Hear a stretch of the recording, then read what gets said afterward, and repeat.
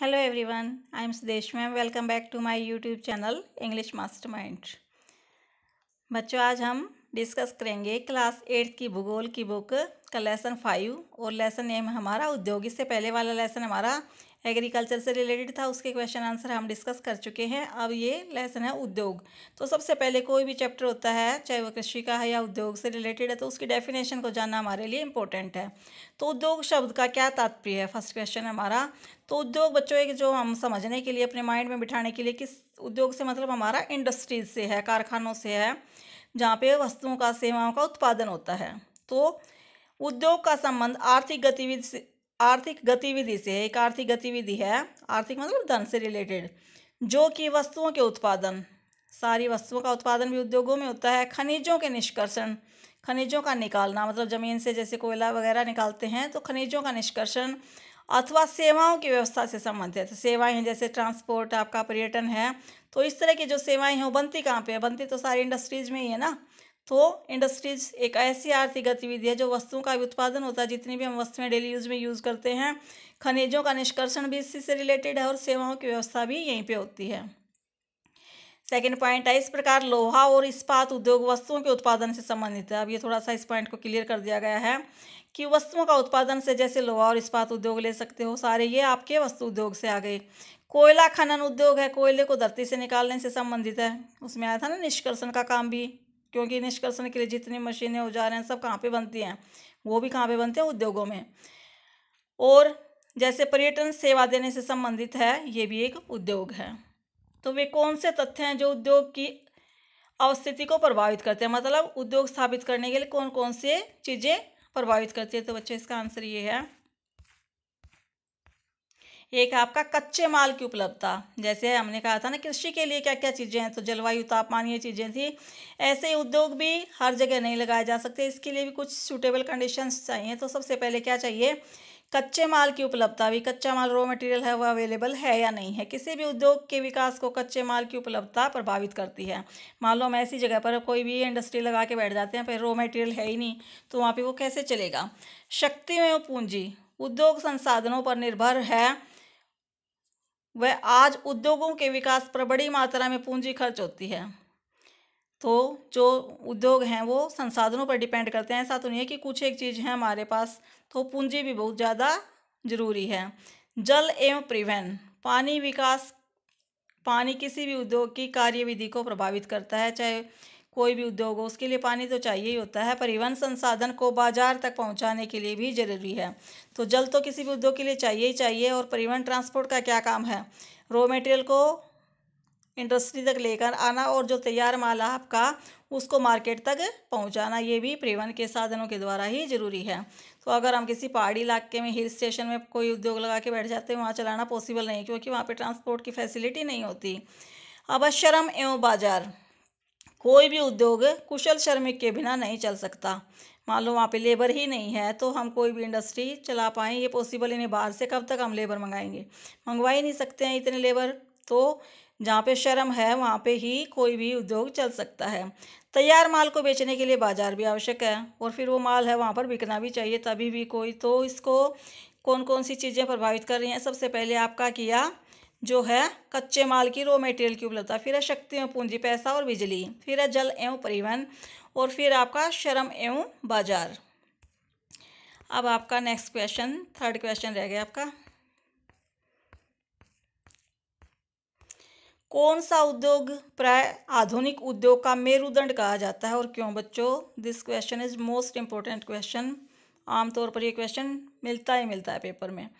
तो कौन सा उद्योग मेरुदंड मतलब उधार रीढ़, जो आधार रीढ़ की हड्डी, कौन सा उद्योग है? तो इस्पात प्राय आधुनिक उद्योगों का मेरुदंड कहलाता है, या रीढ़ की हड्डी भी कह सकते हैं इसको। ये कहलाता है। पोत, रेलगाड़ी, ट्रक और ऑटो अधिकांश से इस्पात से ही बने होते हैं। जितने भी चीज़ें हैं सारी लोहा इस्पात से ही बनी होती हैं। सेफ्टी पिन और सुइयाँ वे भी इस्पात से ही बनते हैं। सेफ्टी पिन से लेकर जहाज तक सब किससे बने हैं? इसी से बनते हैं। खनिजों का खनन इस्पात के उपकरणों से ही होता है। अगर हम जमीन से कुछ कोई भी खनन करना चाहते हैं, तो मैंने बताया था ना इंडस्ट्री में ही वो चीज़ें बनती हैं। और इंडस्ट्री किस पे डिपेंड है? इस्पात के उपकरणों से होता है। सारी जो इंडस्ट्री के उपकरण हैं, मशीनें हैं, किससे बनती हैं? लोहा इस्पात से। कृषि के यंत्र प्राय इस्पात से बने होते हैं।